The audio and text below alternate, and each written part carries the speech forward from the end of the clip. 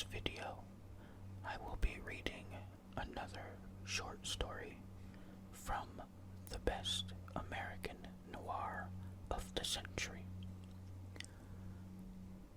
Today I will be reading A Ticket Out by Brendan Dubois. Brendan Dubois, born 1959, was born in New Hampshire and has lived there his entire life.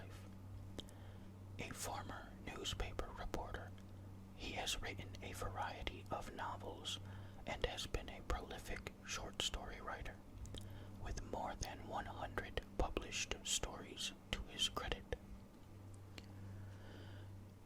His mystery novels, set around the New Hampshire seacoast, often feature Lewis Cole, a magazine writer who was once a research analyst for the Department of Defense.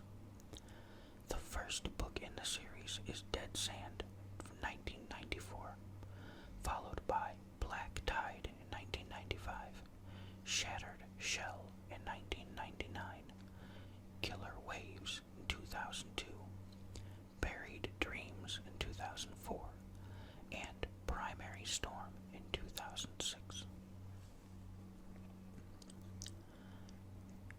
He has had even greater success with international thrillers, notably Resurrection Day in 1999, an alternative history novel set in 1972, a decade after the Cuban Missile Crisis had provoked an atomic war between the Soviet Union and the United States. It received the Sidewise Award for Best Alternative History Novel at the World Science Fiction Convention. Other thrillers include Twilight in 2007, about the aftermath of a successful terrorist attack on the U.S., Final Winter in 2006, a nail-biter about a planned terrorist attack on the U.S., Betrayed in 2003, which delves into the real-life mystery of the 2,000 servicemen missing in action during the Vietnam War, and 6 Days in 2001, about a plot to overthrow the U.S. government. His short stories have received numerous awards, including 2 Shamus Awards from the Private Eye Writers of America. The Dark Snow was selected for the Best American Mystery Stories of the Century. A Ticket Out was first published in the January 1987 issue of Ellery Queen's Mystery Magazine.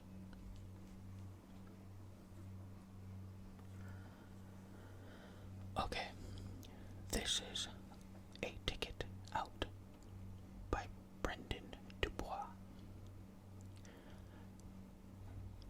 Then there are the nights when I can't sleep, when the blankets seem wrapped around me too tight, when the room is so stuffy that I imagine the air is full of dust and age, and when my wife Carol's sighs and breathing are enough to make me tremble with tension.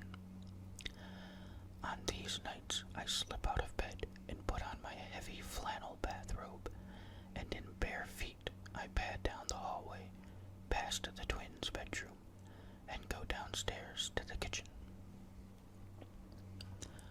I'm smart enough to know that drinking at night will eventually cause problems, but I ignore what my doctor tells me and I mix a ginger and Jameson's in a tall glass and go to the living room and look out the large bay window at the stars and the woods and the hills. Remembering what we had planned, what we had stolen, the blood that had been spilled, the tears and the anguish, I sip at my drink and think, well, it wasn't what we wanted to do. We weren't stealing for drugs or clothes or to impress the chunky, giggly girls Brad and I went to high school with. We were stealing for a ticket, for a way out. In the end, only one of us got out. That thought doesn't help me sleep at all. It began on an August day in 1976, about a month before Brad Leary and I were going in as seniors to our high school. That summer we worked at one of the shoe mills in Boston Falls, keeping a tradition going in each of our families. Brad's father worked in one of the stitching rooms at Devon Shoe, while my dad and two older brothers worked on the other side of the Squamscott River at Parker Shoe. My dad was an assistant bookkeeper, which meant he wore a shirt and tie and earned 50 cents more an hour than the blue-collar boys that worked among the grinding and dirty machinery. Brad and I worked in the packing room, piling up cardboard boxes of shoes and dodging the kicks and punches from the older men who thought we were moving too slow or too sloppily. We usually got off at 3, and after buying a couple of cans of 7-Up or Coke and a bag of Humpty Dumpty potato chips, we hiked away from the mills up Mast Road to the top of Cavalry Hill, which looked over the valley where Boston Falls was nestled. Well, maybe nestled's too nice a word. It was more tumbled in than nestled in. On that day, we both wore the standard uniform of the summer, dark green t-shirts, blue jeans, and sneakers. We were on an exposed part of the hill, past the town cemetery, looking down at the dirty red brick mill buildings with the tiny windows that rose straight up from both sides of the Squamscott River. Steam and smoke fumes boiled away from tall brick stacks, and neither of us really had gotten used to the pungent, oily smell that seemed to stay right in the back of the throat. The old-timers never mind the smell. They sniff and say, ah, and say, boys, that's the smell of money. We weren't so dumb that we didn't know if Devon Shoe and Parker Shoe and the lumberyard shut down, Boston Falls would crumble away like a fall leaf in November. But Brad never liked the smell. God, he said, popping open his can of soda, it seems worse today. Winds out of the south, I replied. Can't be helped. Our bikes were on their sides in the tall grass. There was a low buzz of insects, and Brad took a long swallow from his soda, water beating up on the side of the can. It was a hot day. Brad's long hair was combed over to one side in a long swoop, and I was jealous of him because my dad made me keep my hair about 2 inches long, with no sideburns. But then again, Brad wore thick glasses and my vision was perfect. Brad, I said, we're in trouble. He tossed his empty soda can over his shoulder. How are you doing? With the 60 from last week, I got 412. Idiot, you should have 415 like me. Where's the other 3? I had to buy a dress shirt for Aunt Sarah's funeral last week. I tore my last good one in June, and Mom's been bugging me. Mothers. Brad hunched forward and rested his chin on his knee. State says we need at least 1,000 for the first year. Yeah. And we can't get part-time jobs this winter. There won't be any around. Yeah. So what do we do? I'm thinking, shut up, will you?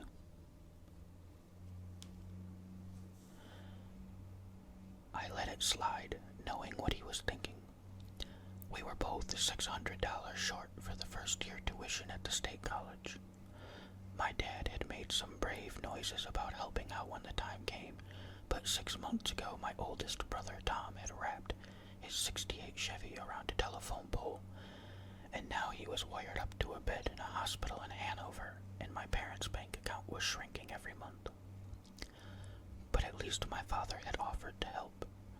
Brad's father usually came home drunk from the mill every night, sour mad and spoiling for a fight. I'd slept over Brad's house only once, when we were both 14 and had just become friends. It was a Friday night, and by midnight Brad's father and mother were screaming and swinging at each other with kitchen knives. Brad and I snuck out to the backyard with our blankets and pillows, and we never talked about it again. But one day Brad came to school with his face lumpy and swollen from bruises, and I knew he must have told his father he wanted to go to college. "Monroe," he said, finally speaking up. "Go ahead. We're special people, aren't we?" "Huh?" "I mean, compared to the rest of the kids at school, we're special, right? Who's at the top of the class? You and me, right?" "Right. So we're special. We're better than they are." "Oh, come on. Face it, Monroe. Just sit there and face it, will you? That's all I ask right now. Just face it." Well, he was somewhat right, but then you have to understand our regional high school, Squamscott High. Kids from Boston Falls, Machias, and Albion go there, and those other towns are no better off than ours. And in our state, there's little aid for schools, so the towns have to pay the salaries and supplies, which means a school building with crumbling plaster ceilings, which means history books that talk about the promise of the Kennedy administration and science books that predict man will go into space one day, which means teachers like Mr. Hensley, who stumbles into his afternoon history classes, his breath reeking of mouthwash, and Miss Tierney, the English teacher, not long out of college, who also works Saturday and Sunday mornings as a waitress at Mona's Diner on Front Street. "All right, Brad," I said. "I guess we're special. We study hard and get good marks. We like books and we want to go places." "But we're trapped here, Monroe," he said. "All we got here is Boston Falls, the Mohawk Cinema, Main Street, and the Wentworth Shopping Plaza 10 miles away, and a lot of brick and smoke and trees and hills. Here, straight A's and straight F's will get you the same thing." "I know. The lumberyard or Parker or Devon Shoe. Or maybe a store or a gas station. We're too smart for that, damn it. And we're too broke for college." "That we are," he said, resting his head on his knees. "That we are."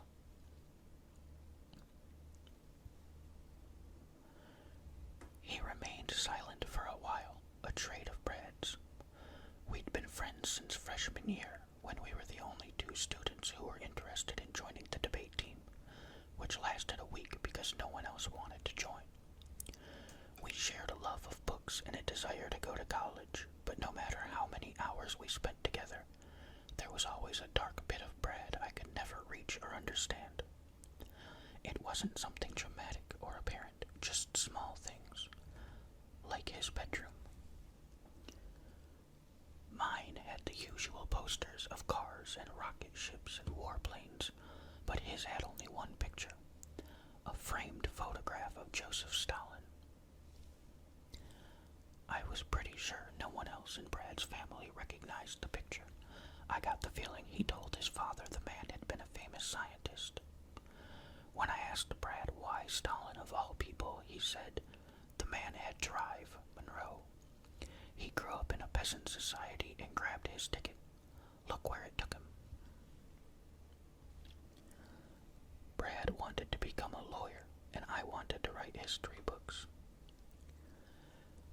"Feel it," he said, his voice low, rocking back and forth. "Feel how it's strangling us."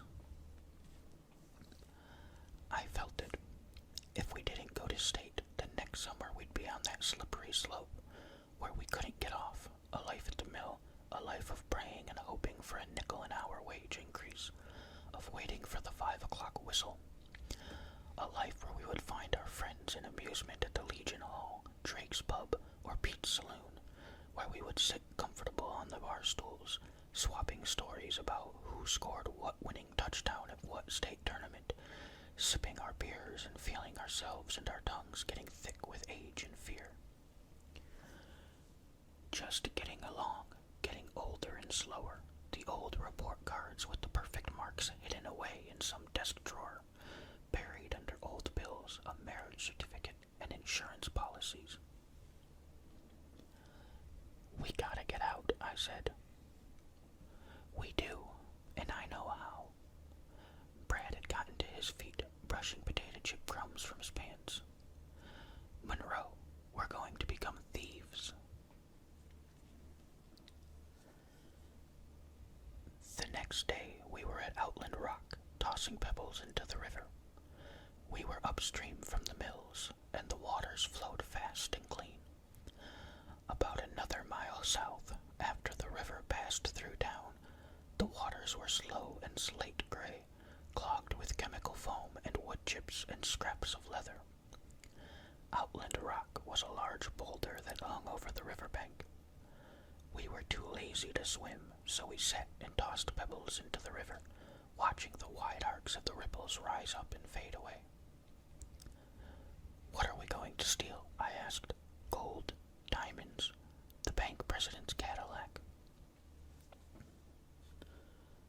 Brad was on his stomach, his feet heading up to the bank, his head over the water. Don't screw with me, Monroe. I'm serious. I shook my head, tossing another rock in. Okay, so you're serious. Answer the question. Cash. He had a stick in his hand, a broken piece of pine, and he stirred it in the water like he was casting for something. Anything else can be traced. We steal cash and we're set. The day was warm, and maybe it was the lazy August mood I was in, the comfortable, hazy feeling that the day would last forever and school in September would never come, but I decided to go along with him. Okay, cash, but you gotta realize what we're working with. He looked up at me, his eyes unblinking behind the thick glasses. Go ahead, Monroe. Our parents still won't let us drive by ourselves, so we're stuck with our bikes. Unless you want to steal a car to get out of town, which doubles the danger. So whatever we go after has to be in Boston Falls. I hadn't thought of that. There's another thing, I said. We can't go into the National Bank or Trusson's Jewelers in broad daylight and rob them. In an hour, they'd be looking for two kids our age, and they wouldn't have a hard time tracking us down. I lay back on the rock, the surface warm against my back, and closed my eyes, listening to some birds on the other side of the river and the swish-swish as Brad moved the stick back and forth in the water. Burglary, he said. I sat up, shading my face with one hand. Burglary? Yeah. We find someone who's got a lot of cash and break into their house. Do it when no one's home, and they'll blame it on some drifters or something. Somewhere a dog barked. Do you realize we're actually talking about stealing bread? Not only is it a crime, but it's wrong. Are you thinking about that? He turned to me, and his face changed. I had the strange feeling I knew what he'd look like in 10 years. Don't get soft on me, Monroe. In another 3 weeks, we'll be back at school. If we don't get more money this summer, we're done for. Wrong. Isn't it wrong that you and me have to grow up in a place like this? Isn't it wrong that we have to live alongside people who haven't read a book in years? Don't you think it's wrong that for lack of a few measly bucks we have to rot here? He bent over the rock and pointed. Look.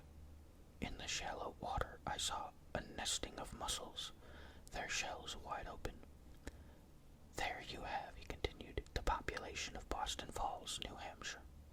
Sitting still, dumb and happy and open, letting everything go by them, ready to snap at anything that comes within reach. He pushed his stick into one of the mussels and it snapped shut against the wood. He pulled the stick out, the mussel hanging onto the stick, dripping water. See how they grab the first thing that comes their way? He slammed the end of the stick onto the rock, and the muscle exploded into black shards. We're not going to grab the first thing that comes our way, Monroe. We're going to plan and get the hell out of here. That will take cash, and if that means stealing from the fat, dumb muscles in this town, that's what we'll do. On the ride home, Brad slowed and stopped, and I pulled my rusty 5-speed up next to him. A thick bank of rolling gray clouds over the hills promised a thunderstorm soon. Our t-shirts were off and tied around our waists. I was tanned from working in our garden all summer, but Brad was thin and white, and his chest was a bit sunken, like he'd been punched hard there and never recovered. "Look there," he said. I did, and my stomach tightened up. A dead woodchuck was in the middle of the road, its legs stiff. 2 large black grackles hopped around the swollen brown body, their sharp beaks at work. "So it's a burglary," I said. "Whose house?" He shrugged his bony shoulders. "I'll find the right one. I'll go roaming." Roaming. It was one of Brad's favorite things to do. At night, after everyone at his house was asleep, he would sneak out and roam around the dark streets and empty backyards of Boston Falls. The one time I'd gone with him, I thought he was just being a peeping Tom or something, but it wasn't that simple. He just liked watching what people did, I think, and he moved silently from one lighted window to another. I didn't like it at all. I wasn't comfortable out on the streets or in the fields at night, and I couldn't shake off the feeling that I was trespassing. Brad rolled his bike closer to the dead woodchuck. "Are you in, Monroe? We're running out of time." Thunder boomed from the hills, and I glanced up and saw a flash of lightning. "We better get going if we're going to beat the storm." I said, "Are you with me?" The wind shifted, blowing the leaves on the trees in great gusts. "Brad, we gotta get moving." "You get moving," he said, his lips tense. "You get moving wherever you're going. I'm staying here for a bit." I pedaled away as fast as I could, pumping my legs up and down, thinking, I'll save a bit here and there, maybe deliver some papers, maybe just work an extra summer. There's got to be another way to get the money. A week later, supper time at my house. My brothers Jim and Henry had eaten early and gone out, leaving me alone with my parents. My brother Tom was still in the hospital in Hanover. My parents visited him every Saturday and Sunday, bringing me along when I wasn't smart enough to leave the house early. I guess you could say I loved my brother, but the curled-over, thin figure with wires and tubes in the noisy hospital ward didn't seem to be him anymore. We sat in the kitchen, a plastic tablecloth on the table, my mother, looking worn and tired, still wearing her apron. My dad wore his shirt and tie. His crew cut looked sweaty and he smelled the mill. On his right shirt pocket was a plastic pen holder that said, "Parker does it right," with 4 pens. Supper was fried bologna, leftover mashed potatoes, and canned yellow string beans. I tried to talk about what went on at the mill that day. A pile of boxes stuffed full of leather hiking boots had fallen and almost hit me, but my parents nodded and said nothing, and I finally concentrated on quietly cleaning my plate. The fried bologna left a puddle of grease that flowed into the lumpy white potatoes. My father looked over at Mom, and she hung her head, and he seemed to shrug his shoulders before he said, "Monroe." "Yes." He put his knife and fork down and folded his hands as if we were suddenly in church.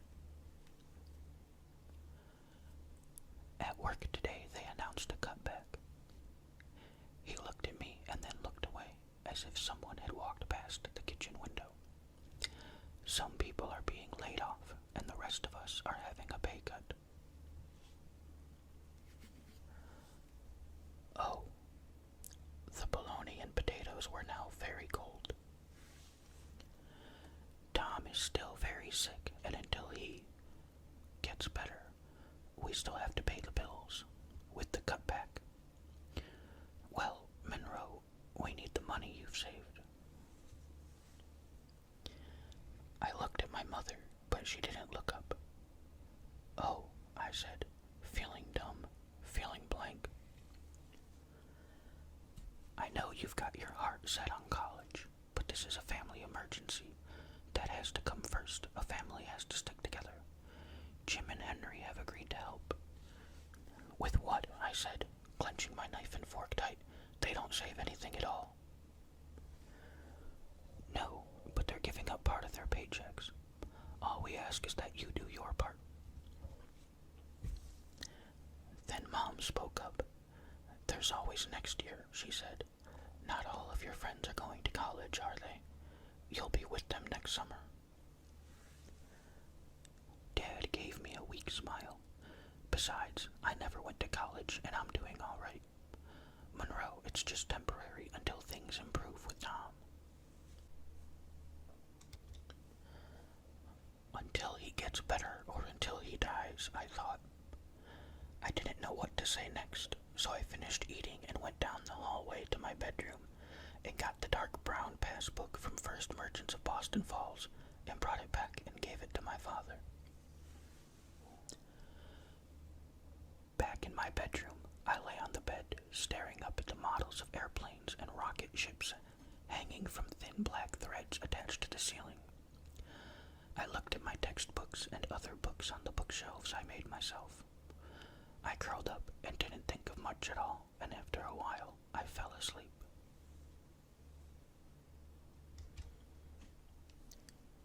There was a tapping at my window, and I threw the top sheet off and went over, lifting up the window screen. I stood there in my shorts, looking at Brad on the back lawn. My glow-in-the-dark clock said it was 2 in the morning. What is it? I whispered. I found it, he whispered back, leaning forward so his head was almost through the open window. I found the place. Whose house is it? Mike Willard's.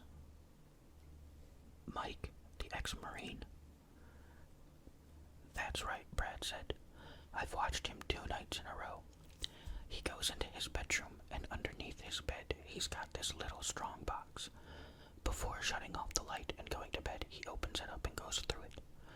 Monroe, he's got tons of money in there. Wads as big as your fist. You saw it? Of course I did. I was in a tree in his yard. He must have been saving up all his life. You never saw so much money. The night air was warm, but goosebumps traveled up and down my arms. How do we do it? Easy. He lives out on Tanner Avenue. We can get to it by cutting through the woods. His house has hedges all around. It'll be a cinch. I chewed on my lip. When? I asked. Brad grinned at me. I could almost smell the sense of excitement. Tomorrow. It's Saturday. Your parents will be in Hanover, and Mike goes to the Legion Hall every afternoon. We'll do it while he's there. I didn't argue. Fine, I said. The next afternoon, we were in a stand of trees facing a well-mowed backyard. Tall green hedges flanked both sides of the yard, and the 2-story white house with the tall gables was quiet. Beside me, Brad was hunched over, peering around a tree trunk. We heard a door slam and saw Mike Willard walk down his drive and down the street. His posture was straight as a pine, his white hair cut in a crew cut. Let's give him a few minutes, Brad said. Make sure he didn't forget anything. I nodded. so hard I wondered if Brad could hear it. I knew what we were doing was wrong. I knew it wouldn't be right to steal Mike Willard's money, but money was all I could think of. Wads as big as my fist, Brad had said. Go time, Brad said, and he set off across the yard. I followed. There were no toys or picnic tables or barbecue sets in Mike Willard's backyard, just a fine lawn, as if he mowed it every other day. Up on the back porch, I had the strange feeling we should knock or something. I was scared Mike would come back and yell, "Boys, what the hell do you want?" Or that a mailman would walk up the drive and ask if Mike was home. I almost hoped a mailman would come, but Brad picked up a rock and went to the door, and it was too late. He smashed a pane of glass. The sound was so loud it seemed like every police cruiser within miles would be sent around. Then he reached in and unlocked the door, motioning me to follow him inside. A small voice told me to stay outside and let him go in alone, but I followed him into the kitchen, my sneakers crunching on the glass. The kitchen smelled clean, and everything was shiny and still. There weren't even any dishes in the sink. God, look how clean it is, I said. Tell me about it. My mom should keep our house so clean. The kitchen table was small and square with only 2 chairs. There was one placemat out, a blue woven thing with stars and anchors, and I thought of Mike Willard coming home every night to this empty house, opening a can of spaghetti, maybe, and eating alone at this table. I looked at Brad and wanted to say, "Come on, let's not do it," because I got a bad feeling at the thought of Mike coming home and finding he'd been robbed, that someone had been in his house. But Brad looked at me hard, and I followed him down the hallway. The bedroom was small and cramped, with neatly labeled cardboard boxes piled on one side of the room and a long barrel on the other side of the bed.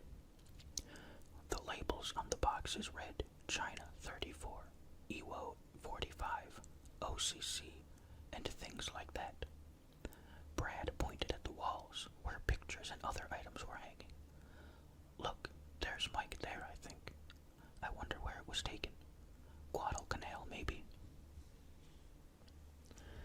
The faded black and white picture showed a group of young men standing in a jungle clearing, tired looking, in uniforms and beards, holding rifles and automatic weapons. There was no name on the picture, but I recognized a younger Mike Willard, hair short and ears sticking out, standing off to one side. I heard a board creak. "Shh," I said. "Did you hear that?" "Yeah, this is an old house, Monroe." "Well, let's get going," I said, rubbing my palms against my jeans.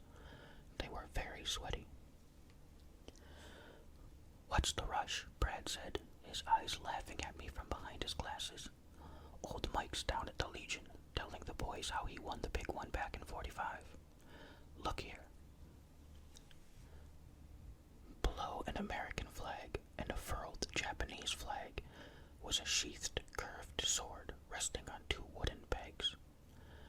Brad took it down and slid it out of its scabbard.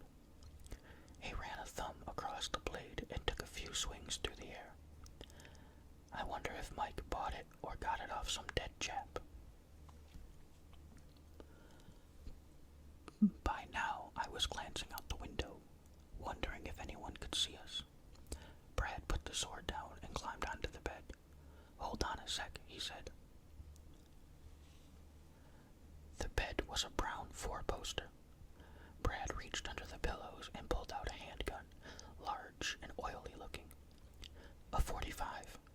Can you believe it? Old Mike sleeps with a 45 under his pillow. "Brad, stop fooling around," I said. "Let's get the box and go." But I could tell he was enjoying himself too much. "Hold it, I just want to see if it works." He moved his hand across the top of the gun and part of it slid back and forth with a loud click-clack. "There," he said. "Just call me John Wayne. This sucker's ready to fire. I might take it with me when we leave." He took the gun and stuck it in his waistband, then reached over and pulled a dull gray strong box with a simple clasp lock from under the bed. My mouth felt dry, and suddenly I was no longer nervous. I was thinking of all the money. Brad rubbed his hands across the box. "Look, partner, and here's our ticket out." Then Mike Willard was at the bedroom door, his face red, and I could smell the beer from where I was standing, almost 5 feet away. "You," he roared. "What the hell are you doing in here?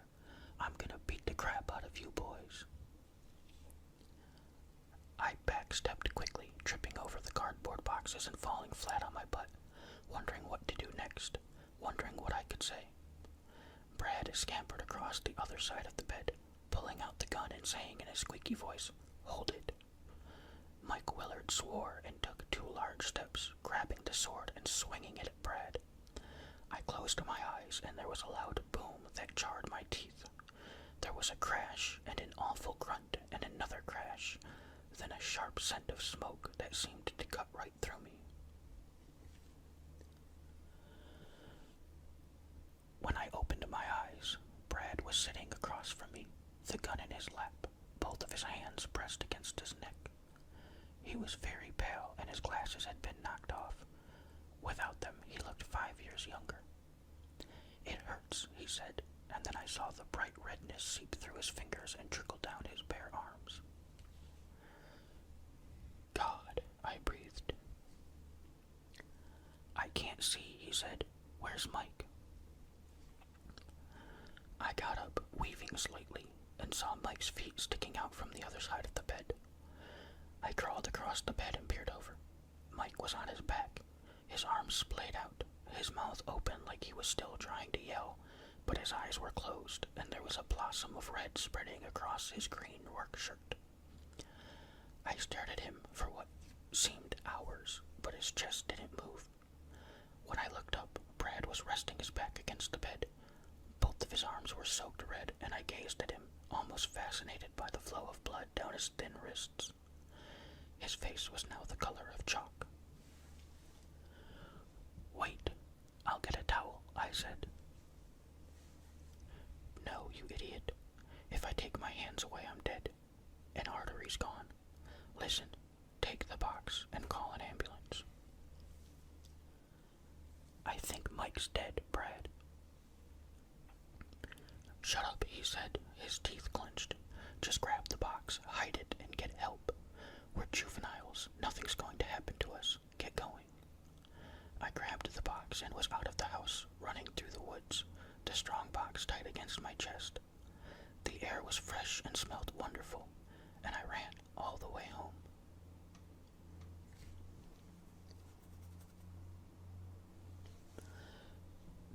Three days later, Mike Willard was buried with full military honors and a Marine Corps honor guard at Cavalry Hill Cemetery. I learned from his front page obituary that his wife died 5 years earlier, and he had a daughter who lived in Jamaica Plain, Massachusetts.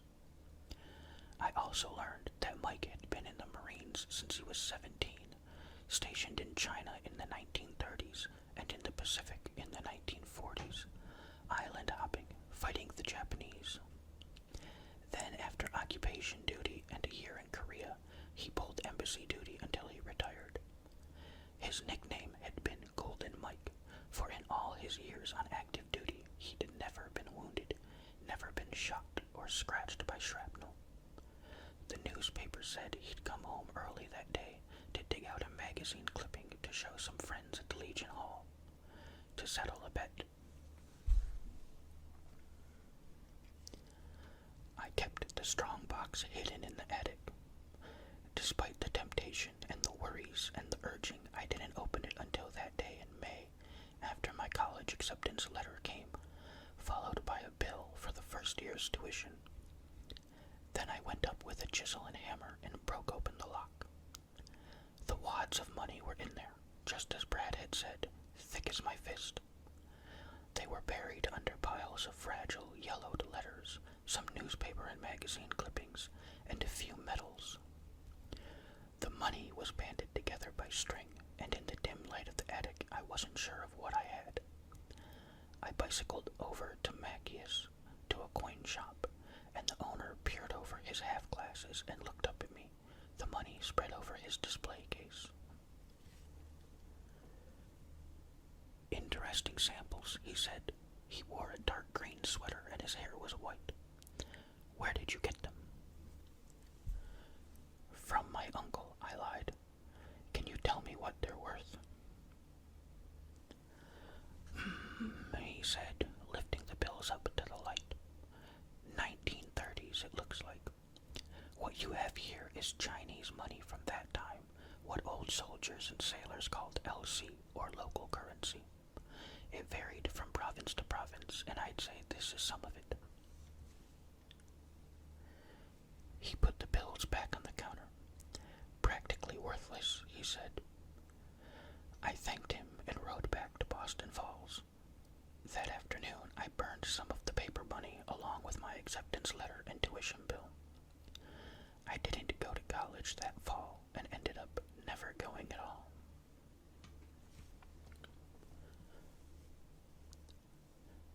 My ginger and Jameson is gone, and I continue looking out at the stars, watching the moon rise over the hill, Cavalry Hill. And even though it's miles away, I imagine I can see the white stone markers up there, marking so many graves. In the end, I stayed in Boston Falls and took a job at a bank. I worked a little, and now I'm an assistant branch manager.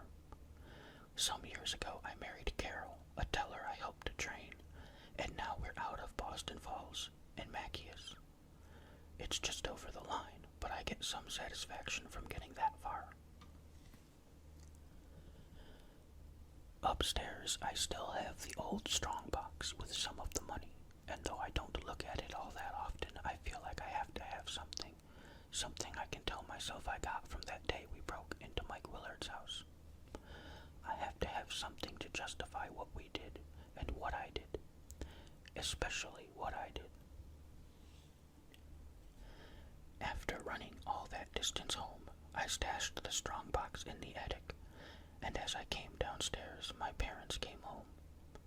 Dad patted me on the back, and Mom started supper, and I thought of the strongbox upstairs, and the blood, and the acrid smoke, and Mike Willard on his back, and Brad holding onto his neck like that. I knew no one had seen me. Mom offered me some lemonade, and I took it and went to the living room and watched television with my dad, cheering on the Red Sox as they beat the Yankees, all the while waiting and waiting until finally the sirens went by. Brad was buried about 100 feet from Mike Willard a day later. On the day of his funeral, I said I was sick and stayed home, curled up in a ball on my bed, not thinking, not doing anything, just knowing that I had the box and the money. I put down my empty glass and opened the back door, hoping the fresh air will clear my head so I can go back upstairs and try to sleep. Outside, there's a slight breeze blowing in from Boston Falls, and like so many other nights, I go down the porch steps and stand with my bare feet cool on the grass, the breeze on my face bringing with it the stench of the mills from Boston Falls. The smell always seems to stick in the back of my throat, and no matter how hard I try, I can never get the taste of it